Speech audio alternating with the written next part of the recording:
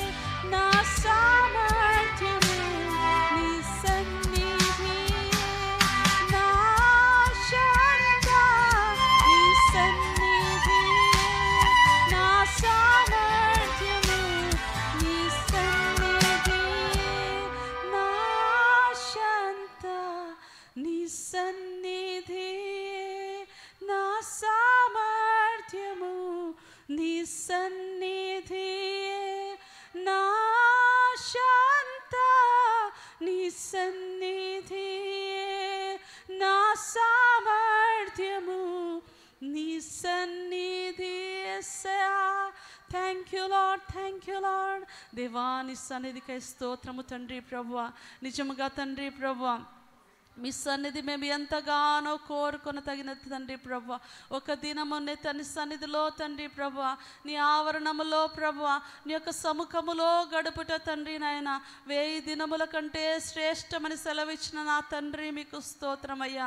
నిజంగా అంత గొప్ప సమయాన్ని తండ్రి, అంత గొప్ప ఆధిక్యతను ధన్యతను తండ్రి ప్రభువా మీరు మాకు ఇచ్చి ఉంటుండగా దేవా స్తోత్రము చెల్లించుకుంటున్నామయ్యా.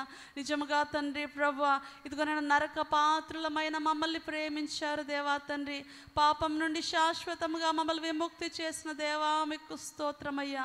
Thank you Lord, thank you Lord, thank you lord. దావీదును కనుగొన్న దేవా, శాశ్వతమైన కృపను, శాశ్వతమైన ప్రేమను తండ్రి దావీదు ఎడల చూపించిన దేవా మీకు స్తోత్రమయ్యా. దావీదు యొక్క ప్రతి యుద్ధమును తండ్రి ప్రభువా జరిగించిన తండ్రి మీకు స్తోత్రమయ్యా. Thank you Lord, thank you Lord, thank you Lord. గుర్రెల మధ్య తిరుగుచుంటిని, సింహాసనం ఎక్కించితివే.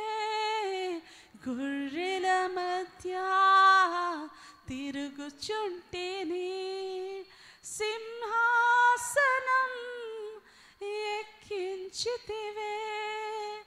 రాజుల చేత తరుమబడితిని, రాజుగా నన్ను నిలబెట్టితివి. రాజుల చేత తరుమబడితిని, రాజుగా నన్ను నిలబెట్టితివి. సన్నిధి సన్నిధి సన్నిధి సన్నిధి సన్నిధి సన్నిధి సన్నిధి సన్నిధి. నా శాంత నీ సన్నిధి, నా సామర్థ్యము నీ సన్నిధి. నా శాంత నీ సన్నిధి, నా సామర్థ్యము నీ సన్నిధి.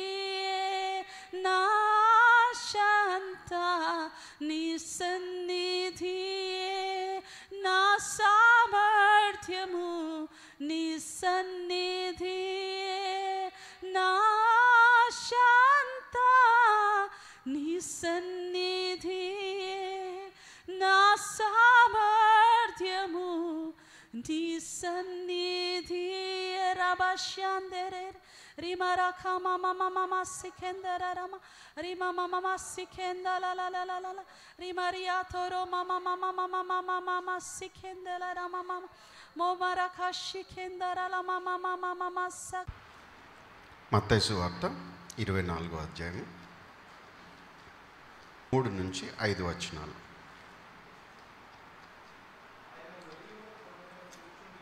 ఆయన ఒలీవల కొండ మీద కూర్చుండి ఉండినప్పుడు శిష్యులు ఆయన యొద్దకు ఏకాంతంగా వచ్చి, ఇవి ఎప్పుడు జరుగును? నీ రాకడకును ఈ యుగ సమాప్తికి సూచనలేవి మాతో చెప్పుమనగా, యేసు వారితో ఇట్లనెను, ఎవ్వడును మిమ్మును మోసపరచకుండా చూచుకొనుడి. అనేకులు నా పేరట వచ్చి నేనే క్రీస్తునని చెప్పి పలువురిని మోసపరిచెదరు. ఇంకో వాక్య భాగం చూద్దామండి. మార్కు సువార్త 13వ అధ్యాయము 6వ వచనం 13:6. అనేకులు నా పేరట వచ్చి నేనే ఆయననని చెప్పి అనేకులను మోసపుచ్చెదరు. లూకా సువార్త 21వ అధ్యాయము 8వ వచనం 21:8. ఆయన మీరు మోసపోకుండా చూచుకొనుడి. అనేకులు నా పేరట వచ్చి నేనే ఆయనననియు కాలం సమీపించిననియు చెప్పుదురు. మీరు వారి వెంబడి పోకుడి. ప్రార్థన చేసుకుందామండి. తండ్రి, నీకే స్తోత్రం చెల్లిస్తున్నాం. ఈ సాయంకాలం వేళ నీ వాక్యంలో నీ సత్యంలను మాకు బయలుపరచమని, పరిశుద్ధాత్మదేవ మాకు బోధించి తండ్రి సర్వసత్యంలోకి మమ్మల్ని నడిపించమని, నీ వాక్యం ద్వారా మమ్మల్ని వెలిగించమని యేసు రక్తాన్ని ప్రోక్షించుకుంటూ యేసుక్రీస్తు శక్తిగల నామంలో ప్రార్థించి అడిగి వేడుకొని పొంది ఉన్నాం మా తండ్రి. ఆమేన్, ఆమేన్, హల్లెలూయా.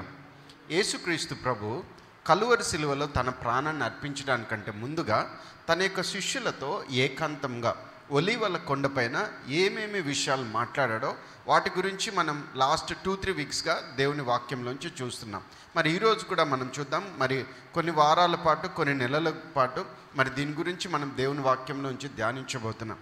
అదే సమయంలో వాక్యంలో రాయబడినటువంటి మరి ఆ లేఖనాల నుంచి మనం నేర్చుకోవాల్సినటువంటి ఆత్మీయ సత్యాలను ఒకటి మనం నేర్చుకుంటాం. రెండవదిగా మరి లేఖనాలు ఆ కాలంలో ఎలాగ జరిగాయో మరి వాటికి సంబంధించినటువంటి కొన్ని చారిత్రాత్మకమైనటువంటి విషయాలను మనం నేర్చుకుంటాం. అంటే హిస్టారికల్ అండ్ ఆర్కియలాజికల్ థింగ్స్. మొదటగా we will learn spiritual things, ఆత్మీయమైనటువంటి విషయాలను.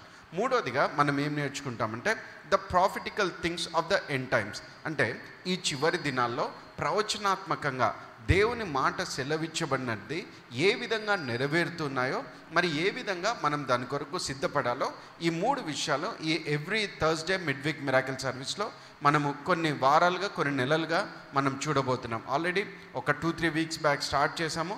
మరి అది మనం కంటిన్యూ చేస్తూ వద్దాం. మరి ఈరోజు మరి యేసయ్య చెప్పినటువంటి మాటలోని ఇంకొన్ని ప్రాముఖ్యమైనటువంటి విషయాలు మనం చూడబోతున్నాం. మరి మొట్టమొదటగా యేసయ్య ఇస్తున్నటువంటి సూచన ఏంటంటే ఎవ్వరూ మిమ్మును మోసపరచనీయకుండా చూసుకొనుడని. అపవాది యొక్క ప్రాముఖ్యమైనటువంటి లక్షణం ఏంటంటే అబద్ధికుడు, అబద్ధాలకు జనకుడు, మోసం చేసేటువంటి వాడు, మోసగాడు. అంటే ఏదైతే దేవునిలో ఉన్నటువంటి సత్యం ఉందో, దేవుడు ఏదైతే మంచి చేస్తాడో, ఆయనలో ఏ మంచితనం ఉందో, ఏ మాటలు ఆయన మనకు చెప్పి దాని ప్రకారంగా మనం జీవించడం వల్ల దీవించబడతామో దాన్ని అతిక్రమించే విధంగా, దాన్ని మనం పాటించకుండా మరి పక్కదోవకు వెళ్ళే విధంగా వాడు మోసం ద్వారా, అబద్ధం ద్వారా వాడు ప్రయత్నం చేస్తాడు. అందుకని వాని చేతిలో ఉన్నటువంటి ఆయుధము మరి అప్పటి నుంచి ఇప్పటిదాకా ఉన్నది ఒకే ఒకటి ఏంటంటే అబద్ధము, మోసం మాత్రమే. అందుకని యేసయ్య స్పష్టంగా ఇస్తున్నటువంటి సూచన యేసుక్రీస్తుని నమ్మినటువంటి శిష్యులకు, ఆయనను వెంబడిస్తున్నటువంటి వారికి ఆయన చెప్తున్నటువంటి మాట ఏంటంటే ఈ చివరి దినాలలో ప్రత్యేకంగా మోసపోనీయకుండా చూసుకోండి, ఎవ్వరు మిమ్మల్ని మోసపరచకుండా చూసుకోండి అని ఈ మాట చెప్పిన తర్వాత మత్తయి సువార్త 24వ అధ్యాయము 5వ వచనంలో ఇంకో మాట చెప్తున్నాడు. అనేకులు నా పేరిట వచ్చి మిమ్మల్ని మోసపరచడానికి ప్రయత్నం చేస్తారని. ఏ విధంగా మోసపరుస్తారనంటే యేసు నేనే క్రీస్తునని చెప్తారని. అంటే అబద్ధముతో అనేక మంది వచ్చి అబద్ధ క్రీస్తులుగా మోసముతో వాళ్ళే క్రీస్తు అని చెప్తారని. ఇంకా దాన్ని స్పష్టమైనటువంటి రీతిలో మార్క్స్ వార్త 13:6 ఏమని చెప్తున్నానంటే నేనే ఆయనను అని, నేనే ఆయనను అని చెప్పి మోసం చేస్తారని. తర్వాత లూకాసు వార్త 21:8 అని చెప్తున్నటువంటి మాట నేనే ఆయననని చెప్పి కాలం సమీపించినని చెప్పుదురు, మీరు వారి వెంబడి పోకుడి, మీరు వారిని వెంబడించొద్దని. అంటే వాళ్ళు వెంబడించడం అంటే వాళ్ళు ఎక్కడికి వెళ్తే అక్కడికి వెళ్ళడం అని కాదు. వెంబడించడం అంటే దాని అర్థం ఏంటంటే ఏ మాటలైతే వారు చెప్తారో, ఏ అబద్ధాలైతే చెప్తారో, ఏ తప్పుడు బోధ అయితే చేస్తారో ఆ బోధలను మీరు అనుసరించొద్దండి, ఆ బోధలను మీరు పాటించొద్దండి అంటూ స్పష్టమైనటువంటి రీతిలో యేసయ్య హెచ్చరిక చేస్తున్నాడు. మరి అబద్ధ క్రీస్తులు అనేక మంది వస్తారు, మరి అబద్ధ ప్రవక్తులు అనేక మంది వస్తారు, అలాగే మరి అబద్ధమైనటువంటి బోధకులు కూడా అనేక మంది వస్తారు. చూద్దాం ఇంకా వాక్యంలోంచి మత్తయి సువార్త 24వ అధ్యాయము 11వ వచనం. అనేకమైన అబద్ధ ప్రవక్తలు వచ్చి పలువురిని మోసపరిచెదరు. ఇంకో మాట చూద్దాం 24:24 మత్తయి సువార్త 24:24 అబద్ధపు క్రీస్తులను, అబద్ధపు ప్రవక్తలను వచ్చి సాధ్యమైతే ఏర్పరచబడిన వారిని సైతము మోసపరచుటకై గొప్ప సూచక్రియలను, మహత్కార్యములను కనపరచెదరు. గొప్ప సూచక్రియలు, మహత్కార్యములను కనపరచెదరు. ఎవరు? అనేకమైనటువంటి అబద్ధ క్రీస్తులు, అనేకమైనటువంటి అబద్ధ ప్రవక్తలు వచ్చారు. అబద్ధ క్రీస్తులు వస్తారంట, అబద్ధ ప్రవక్తలు వస్తారంట. ఏం చేస్తారు వారు? సాధ్యమైతే, స్పష్టంగా రాబడినటువంటి మాట, సాధ్యమైతే. సాధ్యం కాకపోతే చేయలేరు. సాధ్యమైతే చేస్తారు, సాధ్యం కాకపోతే చేయలేరు. సాధ్యం అయ్యే విధంగా, సాధ్యం కాని విధంగా చేసేది ఎవరంటే పరిశుద్ధాత్మ దేవుడు. హల్లెలూయా. ఆయన ప్రతి విశ్వాసిలో ఉండి ఆయన ఏం చేస్తాడంటే he will give you the discernment. అంటే ఆయన నీకు వివేచనను అనుగ్రహిస్తాడు. ఏది అబద్ధమైనదో, ఏది నిజమైనదో నువ్వు గుర్తించే విధంగా. సాధ్యమైతేనే వాళ్ళు మోసపరచగలరు, సాధ్యం కాకపోతే వాళ్ళు మోసపరచలేరు. సాధ్యం కాకుండా చేసేది ఎవరంటే పరిశుద్ధాత్మ దేవుడు. వాక్యం అనేటువంటి వెలుగులో, వాక్యం అనేటువంటి సత్యాన్ని నీ హృదయంలో స్థిరపరిచి, వాక్యపు వెలుగులో ప్రతిదీ నువ్వు పరిశీలించడానికి ఆయన నీకు సహాయం చేస్తాడు. He's the helper. ఆ సహాయాన్ని నువ్వు పొందుకుంటుండగా ఏది అబద్ధమో, ఏది నిజమో నువ్వు తెలుసుకుంటావు. ఏది అసలైనదో, ఏది నకిలీదో నువ్వు తెలుసుకుంటావు. అందుకని చివరి దినాల్లో మనము దేవుని ఆత్మచేత నింపబడాలి, దేవుని ఆత్మచేత నడిపించబడాలి. మరి వాక్యంలో మనం స్థిరంగా మనం నిలిచి ఉండాలి. హల్లెలూయా. అందుకని చూడండి ఇంకా స్పష్టంగా, అబద్ధపు క్రీస్తులు అంటాను. అబద్ధపు క్రీస్తులు నా పేరట వచ్చి, అంటే యేసుక్రీస్తు పేరట వస్తారంట. ఎవరు వస్తారు? అబద్ధపు క్రీస్తులో వస్తారంట. క్రీస్తు అనేటువంటి పదానికి అర్థం ఏంటంటే అభిషిక్తుడు అని. అభిషిక్తుడు అంటే ఇంకొక మాటలో కరెక్ట్గా చెప్పాలంటే పరిశుద్ధాత్మ చేత అభిషేకించబడినటువంటి వాడు అని, అభిషిక్తుడు అని. మరి అభిషిక్తుడు వచ్చినప్పుడు ఏం చేస్తాడు అంటే, దేవుని వాక్య ప్రకారంగా దేవుని ఆత్మ నా పైన ఉన్నది, గుడ్డి వారికి చూపు కలుగునట్లుగా, మరి బీదలకు సువార్త ప్రకటించే విధంగా, నలిగిన వారిని విడిపించే విధంగా, ప్రభు హితవత్సరం ప్రకటించే విధంగా, బంధకాల్లో ఉన్నటువంటి వారికి విడుదల ప్రకటించే విధంగా ఆయన నన్ను పంపి ఉన్నాడు. These are the works of the Messiah. అభిషిక్తుని యొక్క కార్యములు ఏవైతే ఉన్నాయో స్పష్టంగా అవి వాక్యంలో రాయబడ్డాయి. యెషయా గ్రంథము 61వ అధ్యాయము 1వ వచనం నుంచి రాయబడినటువంటి మాటలు, లూకా సువార్త 4వ అధ్యాయము 17 నుంచి యేసయ్య చెప్తున్నాడు. Those are the works of the anointed one. దేవుని అభిషేకం పొందినటువంటి వాళ్ళు, పరిశుద్ధాత్మతో అభిషేకించబడిన వాళ్ళు, పరిశుద్ధాత్మ అభిషేకం కలిగిన క్రీస్తు ఏ కార్యములు అయితే చేశాడో ఆ విధంగా చేయడానికి దేవుడు మార్గాన్ని ఏర్పాటు చేస్తున్నాడు, దేవుడు శక్తిని ఇస్తున్నాడు. అందుకని యేసు ప్రభు పరిశుద్ధాత్మ చేత నింపబడిన తర్వాత వెంటనే ఏం జరిగిందనంటే, అప్పటిదాకా యేసయ్యను అపవాది డైరెక్ట్గా మరి ఫేస్ చేసినట్టుగా ఎక్కడ లేదు. కానీ యోర్దాన్ నదిలో యేసయ్య బాప్తిస్మం పొందిన తర్వాత ఆయన ప్రార్థన చేస్తుండగా పరిశుద్ధాత్మ చేత నింపబడిన తర్వాత పరిశుద్ధాత్మ దేవుడు యేసయ్యను అరణ్యంకు కొనిపోయాడు. అరణ్యంలో కొనిపోబడిన తర్వాత 40 దినముల వరకు ఆయన ఏం చేస్తున్నాడంటే ఉపవాసం ఉండి ప్రార్థన చేస్తున్నాడు. దేవుని ఆత్మచేత దేవుని నడిపింపుతో ఆయన వెళ్ళాడు. మరి వెళ్ళి ఆ ఉపవాసంలో, ఆ ప్రార్థనలో అపవాది కలిగించేటువంటి శోధనలు జయించాడు. శరీరాశ, నేత్రాశ, జీవోబ్డమ్మం ఏవైతే ఉంటాయో వాటన్నిటిని జయించి ఆత్మ బలముతో గలిలియకు తిరిగి వచ్చాను. Hallelujah. Whenever there is a real anointing, ఏముంటుంది అని అంటే there will be the leading of the Holy Spirit. పరిశుద్ధాత్మ నడిపింపు ఉంటుంది. ఎక్కడికి పరిశుద్ధాత్మ దేవుడు నడిపిస్తాడు? ఎక్కడైతే దేవుని చిత్తం ఉంటుందో అక్కడి పరిశుద్ధాత్మ దేవుడు నడిపిస్తాడు. నడిపించిన తర్వాత ఏముంటుంది? పరిశుద్ధాత్మ దేవుని యొక్క సహాయం అనేది అక్కడ ఉంటుంది. హల్లెలూయా. ఏ విధంగా యేసు ప్రభు మరి ఆ శోధన సమయంలో పరిశుద్ధాత్మని యొక్క నడిపింపుని తీసుకున్నాడు, పరిశుద్ధాత్మని యొక్క సహాయాన్ని ఆయన పొందుకున్నాడంటే దేవుని వాక్య ప్రకారంగా. అపవాదిని జయించడానికి దేవుని ఆత్మ మనకు తప్పనిసరిగా కావాలి.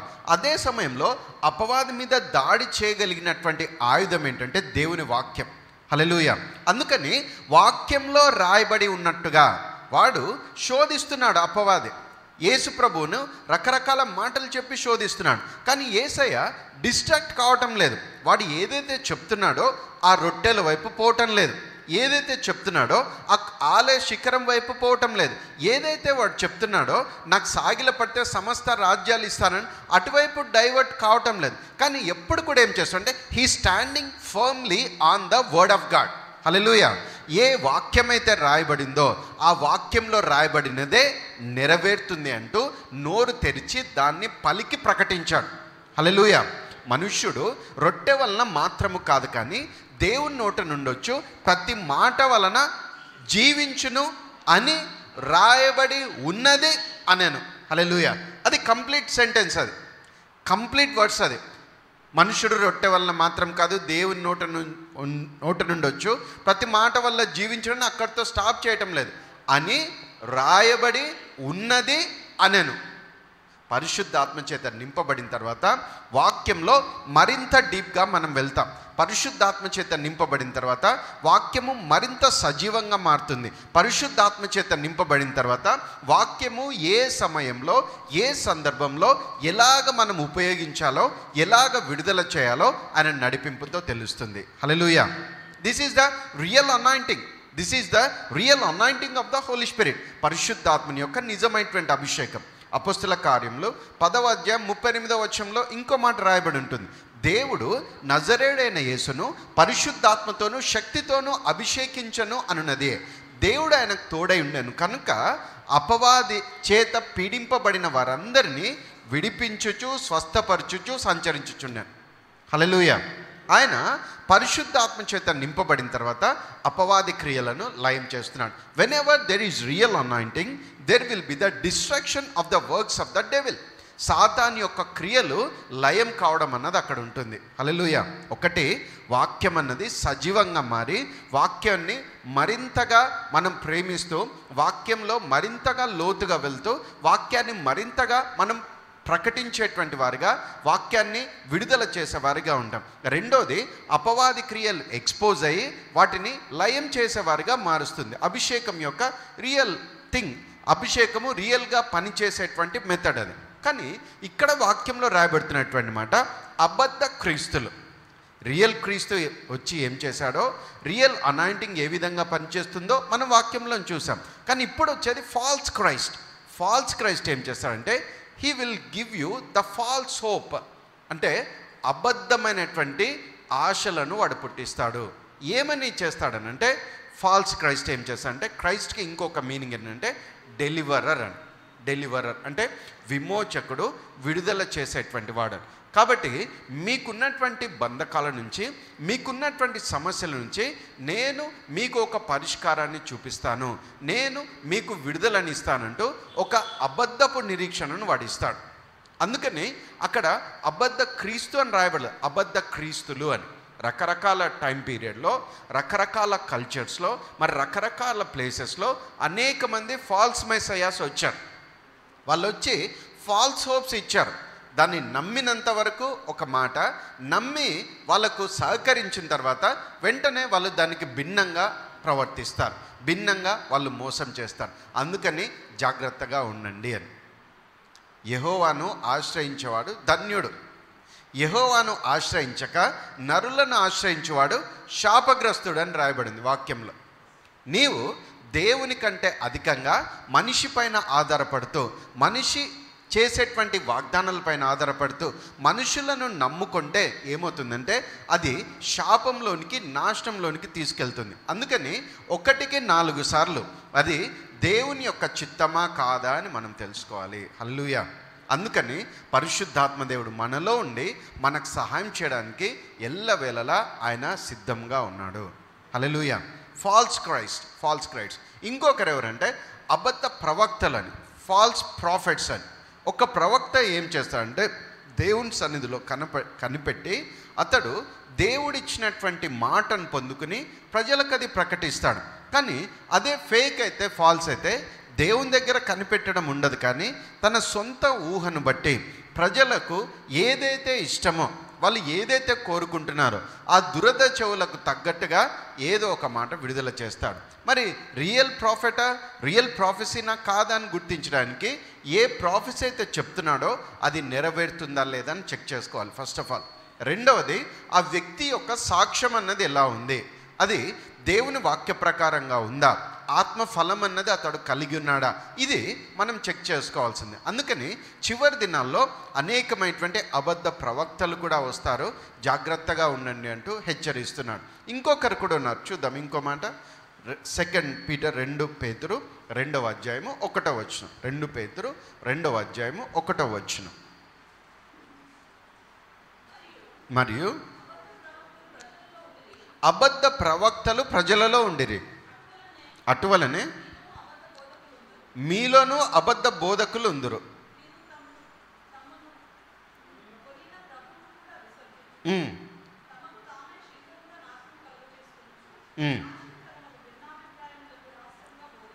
నాశనకరమగు భిన్నాభిప్రాయములను రహస్యంగా వాళ్ళు బోధించుదురు.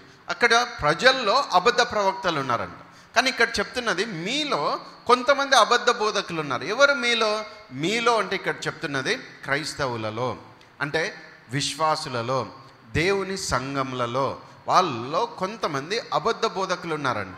ఈ అబద్ధ బోధకులు ఏం చేస్తారంటే నాశనకరమైనటువంటి భిన్నాభిప్రాయాలను కలుగచేసి వాళ్ళు సత్యం నుంచి ప్రజలను దూరం చేసి దేవుని సైతం పక్కన పెట్టి నాశనం కలిగించడానికి ప్రయత్నం చేస్తారు. అబద్ధ క్రీస్తులు ఉన్నారు, అబద్ధ ప్రవక్తలు ఉన్నారు, అబద్ధ బోధకులు కూడా ఉన్నారు. అందుకని వీరి విషయంలో మీరు జాగ్రత్తగా ఉండండి అని.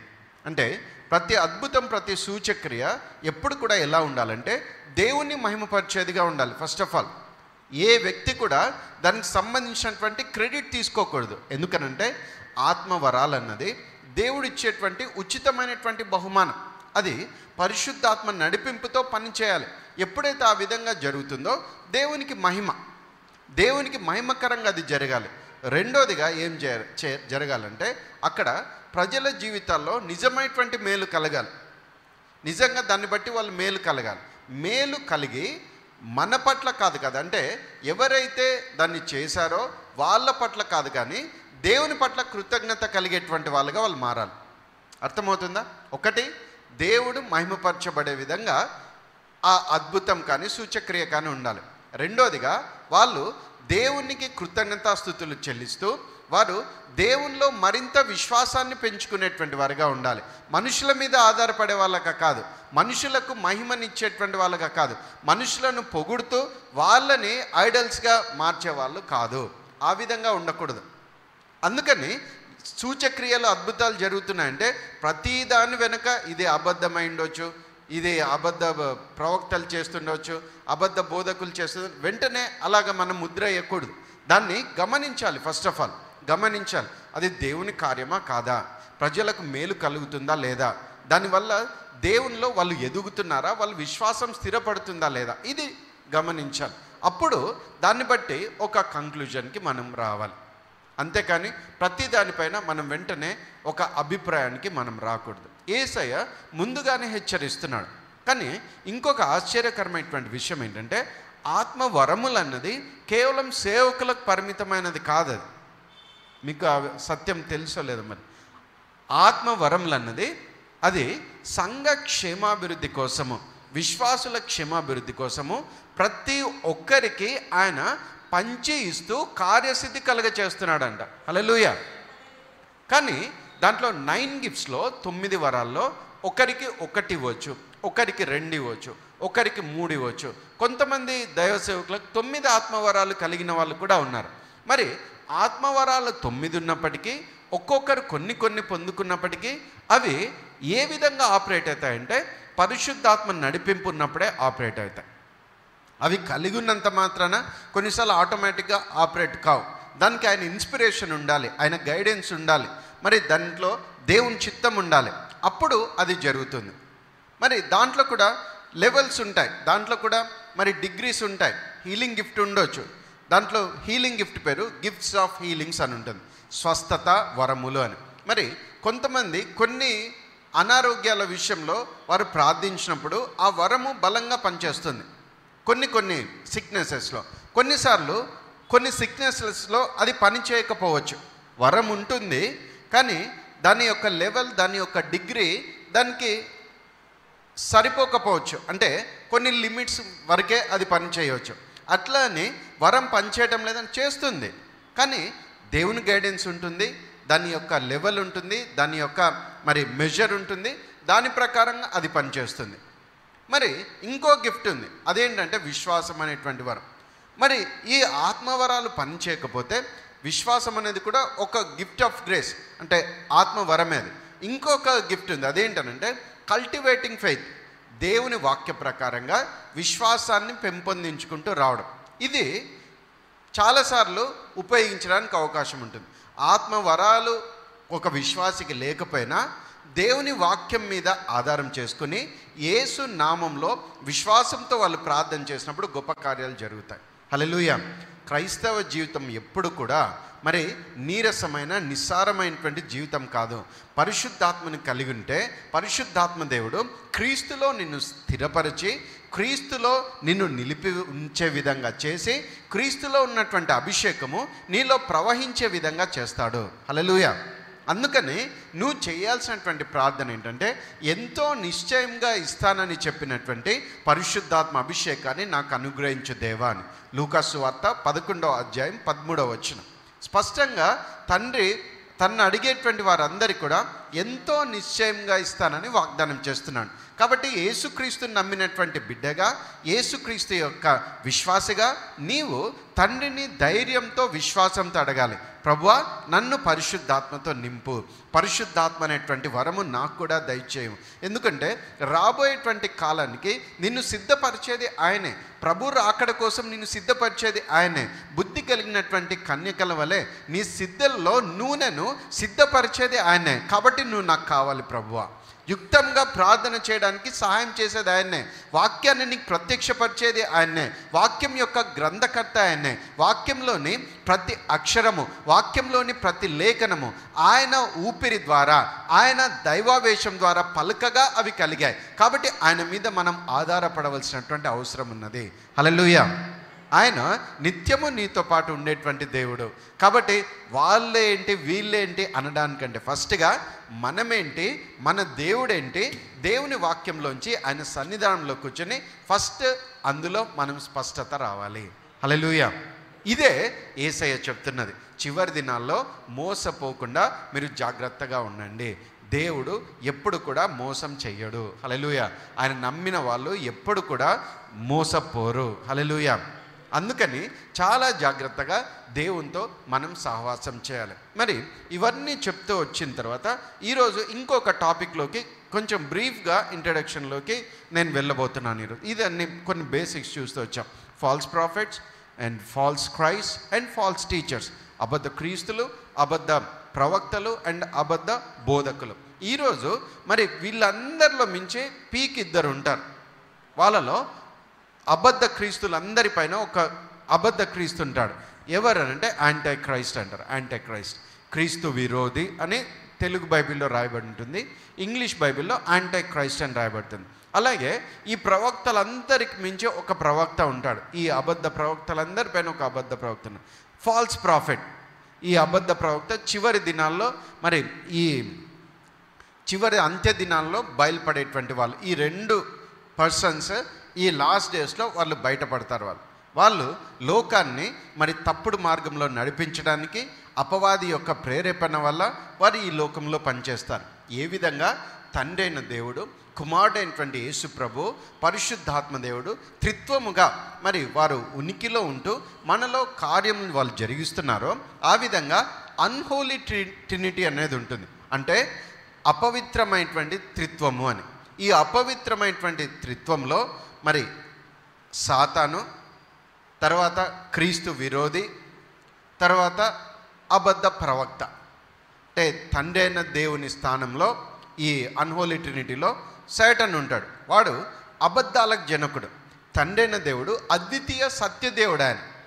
వీడు అబద్ధాలకు జనకుడు. తర్వాత అబద్ధ క్రీస్తు, క్రీస్తు విరోధి. ఈ క్రీస్తు విరోధి పేరు దేవుని వాక్యంలో మృగము అని రాయబడింది. ద బీస్ట్ అని, మృగము. మరి ఎక్కడి నుంచి వచ్చేటువంటి మృగం అంటే సముద్రంలో నుంచి వచ్చేటువంటి మృగము అని ఉంటుంది. ప్రకటన గ్రంథము 13వ అధ్యాయంలో రాయబడి ఉంటుంది. మొత్తం నేను అది చెప్పటం లేదు, ఈరోజు ఇంట్రడక్షన్ మాత్రమే బ్రీఫ్గా కాస్త టచ్ చేయాలనుకుంటున్నాను. తర్వాత మరి జనముల్లోంచి, భూమిపై నుంచి వచ్చేటువంటి మృగము అంటూ అబద్ధ ప్రవక్త గురించి అక్కడ రాయబడింది. ఇది పీక్ ఇంకా లాస్ట్ డేస్లో. ఎందుకంటే ఎన్నో వందల మంది అబద్ధ ప్రవక్తలు, అబద్ధ బోధకులు, అబద్ధ క్రీస్తులు మరి అనేక మంది వచ్చారు. కానీ లాస్ట్లో వచ్చేవాడు వీళ్ళే అన్నమాట. అందుకని వాళ్ళ గురించి కొన్ని మాటలను ఈరోజు దేవుని వాక్యంలోంచి మనం చూడబోతున్నాం.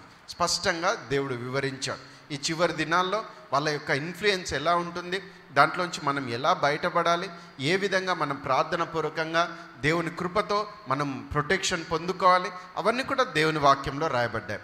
1 యోహాను 2వ అధ్యాయము 18వ వచనం.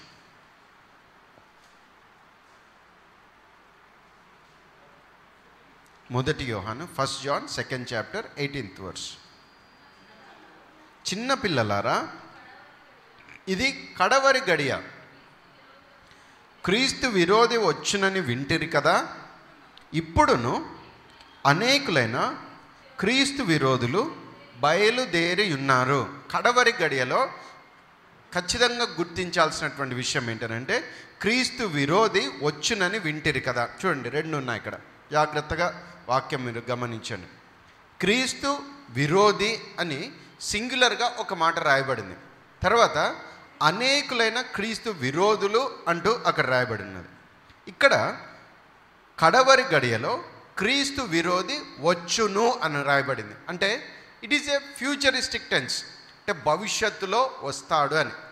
క్రీస్తు విరోధి వచ్చునని వింటిరి, మీరు విన్నారు క్రీస్తు విరోధి వచ్చునని.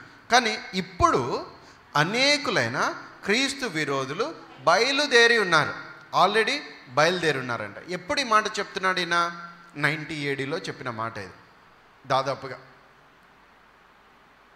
అంటే 2000 సంవత్సరాల క్రితము చెప్పినటువంటి మాట. యేసు ప్రభు 30 ADలో మరి తన భూలోక పరిచర్య ముగించి ఆయన పరలోకాన్ని ఆరోహణమవుతాడు. తర్వాత 70 ADలో యెరూషలేం పట్టణం అన్నది నాశనం అవుతుంది, మందిరం అన్నది కూడా మరి నాశనం అవుతుంది. అది జరిగిన కొన్ని సంవత్సరాలకు అప్పుడు యోహాన్ ద్వారా రాయబడుతున్నటువంటి మాటలు. అంటే క్రీస్తు విరోధులు అప్పటికే బయలుదేరున్నారు. ఏం చేస్తారు వాళ్ళు? క్రీస్తు విరోధులు బయలుదేరి అంటే దేవునికి వ్యతిరేకంగా, దేవుని ప్రజలకు వ్యతిరేకంగా వాళ్ళు పనిచేస్తారు. చూద్దాం ఇంకో మాట. ఆల్రెడీ అప్పటి నుంచి వరల్డ్లో ఉన్నారు క్రీస్తు విరోధులు. చివరి దినాల్లో వీళ్ళందరినీ కలిపి క్రీస్తు విరోధి ఒకడు బయటకు వస్తాడు. 1 యోహాను 2వ అధ్యాయం 22వ వచనం. యేసు క్రీస్తు కాడని చెప్పువాడు తప్ప ఎవడు అబద్ధికుడు? తండ్రిని కుమారుని ఒప్పుకొనని వీడే క్రీస్తు విరోధి. ఎలా ఉంటాడు క్రీస్తు విరోధి? ఏంటి వాని లక్షణం అన్నది అక్కడ రాయబడింది. వాడు తండ్రిని కుమారుణ్ణి ఒప్పుకోడంట, డినై చేస్తాడన్నట. అంటే దేవుడే లేడు అని చెప్తాడు. ఒకవేళ దేవుడు ఉన్నాడన్నా యేసుక్రీస్తు కాదు. యేసుక్రీస్తు చరిత్రలో ఉన్నాడు, ఆయన కేవలం మానవుడు మాత్రమే. ఆయన ప్రామిస్ చేయబడినటువంటి మెస్సయా కాదు, ఆయన క్రీస్తు కాదు అంటూ వాడు దాన్ని ఒప్పుకోడంట. అది వాని యొక్క ప్రాథమికమైనటువంటి లక్షణం. తండ్రిని ఒప్పుకోడు, కుమారుడైనటువంటి యేసుక్రీస్తుని ఒప్పుకోడు. తర్వాత ఇంకొకటి చూద్దాం. 1 యోహాను 4వ అధ్యాయం 3వ వచనం.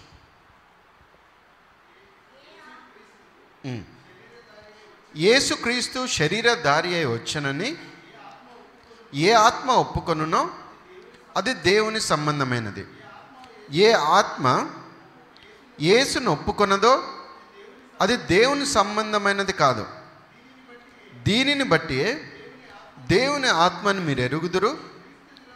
క్రీస్తు విరోధి ఆత్మ వచ్చునని మీరు వినిన సంగతి ఇదే, ఇదివరకే అది లోకంలో ఉన్నది. చూడండి, క్రీస్తు విరోధి ఎవరంటే ఇక్కడ స్పష్టంగా తెలియజేయబడుతున్నట్టు మాట. ఇట్ ఈస్ ఎ స్పిరిట్, అది ఆత్మ. అది ఇంకా శరీరధారిగా ఫిజికల్ ఫామ్లో రాలేదు అప్పటికి. It is a spirit.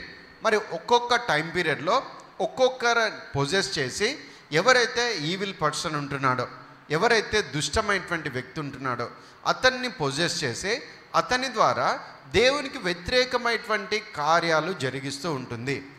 దేవునికి వ్యతిరేకమైనటువంటి కార్యాలను జరిగిస్తూ దేవుని బిడ్డలను, దేవుని యొక్క పనిని అది ఆటంకపరుస్తూ ఇబ్బంది పెడుతూ ఉంటుంది. అందుకని అది ఆత్మ, క్రీస్తు విరోధి ఆత్మ. ఏం చేస్తుంది అది? ఏ ఆత్మ యేసును ఒప్పుకొన్నదో అది దేవుని సంబంధమైనది కాదు. దీనిని బట్టే దేవుని ఆత్మని మీరు ఎరుగుదురు, క్రీస్తు విరోధి ఆత్మ వచ్చినని మీరు విన్న సంగతి ఇదే. యేసుక్రీస్తుని ఒప్పుకోదంటే తిరస్కరిస్తుంది, తిరస్కరించే విధంగా ప్రేరేపిస్తుంది. యేసుక్రీస్తు గురించినటువంటి సత్యాన్ని ప్రజలు నమ్మనీయకుండా అది ఆటంకపరుస్తుంది. చూద్దాం ఇంకో మాట. 2 యోహాను 1:7-8 యేసుక్రీస్తు శరీరధారి అయి వచ్చనని ఒప్పుకొనని వంచకులు అనేకులు లోకంలో బయలుదేరున్నారు. అట్టివాడే వంచకుడును క్రీస్తు విరోధి అయి ఉన్నాడు. ఇక్కడ అనేక మంది విరోధులు, అనేక మంది వంచకులు లోకంలో బయలుదేరున్నారు. ఏమని వాళ్ళు ఒప్పుకోవటం లేదు? యేసుక్రీస్తు శరీరధారి అయి వచ్చానని ఒప్పుకోవటం లేదంట. ఫిజికల్ ఫామ్లో దేవుడు మన కోసము, వాక్యమైనటువంటి దేవుడు శరీరధారి అయి వచ్చానని ఒప్పుకోవటం లేదంట కొంతమంది వంచకులు. కానీ ఇంకొకడు ఉన్నాడు. ఎవరు? అట్టివాడే వంచకుడు, క్రీస్తు విరోధి అయి ఉన్నాడు. అంటే యేసుక్రీస్తు శరీరధారిగా రాలేదు అని చెప్పడానికి, ఒప్పించడానికి, నమ్మించడానికి వాడు ప్రయత్నం చేస్తాడు. వాడే క్రీస్తు విరోధి అంటూ దేవుని వాక్యంలో రాయబడినది. ఇంకా క్లియర్గా చూద్దాం ఇంకొన్ని మాటలు. 2 తెస్సలోనిలకు రాసిన పత్రిక 2వ అధ్యాయము 3-4 తెస్సలోనిలకు రాసిన 2వ పత్రిక 2వ అధ్యాయము 3-4 మొదట భ్రష్టత్వము సంభవించి నాశన పాత్రుడగు పాప పురుషుడు బయలుపడితేనే కానీ ఆ దినం రాదు. చూడండి, ఇక్కడ వాని గురించి 2 మాటలు ఇక్కడ తెలియజేయబడుతున్నాయి. ఒకటి నాశన పాత్రుడు అని రాయబడుతుంది, ఇంకొకటి పాప పురుషుడు అని రాయబడుతుంది. ఫుట్ నోట్స్లో చూస్తే నాశన పుత్రుడు అని రాయబడుతుంది, ఇంకొక మాట ధర్మ విరుద్ధ పురుషుడు అని రాయబడుతుంది.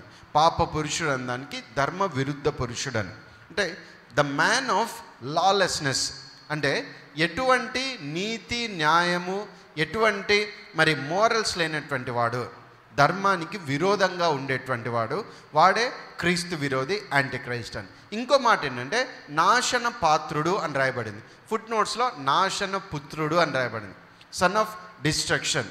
నాశన పాత్రుడు, నాశన పుత్రుడు అని రాయబడింది, సన్ ఆఫ్ డిస్ట్రక్షన్. మరి క్లియర్గా it is the spirit from హెల్, నరకం నుంచి వచ్చేటువంటి ఆత్మ ఇది. చూద్దాం దీని గురించి. ప్రకటన గ్రంథము చెప్పబడతాయి, వాళ్ళు దేవుని బిడ్డలుగా పరలోకం వెళ్ళడానికి అవకాశం ఉంటుంది. చివరిగా ఒక మాట చూద్దాం. ప్రకటన గ్రంథము 19వ అధ్యాయము 20వ వచనం.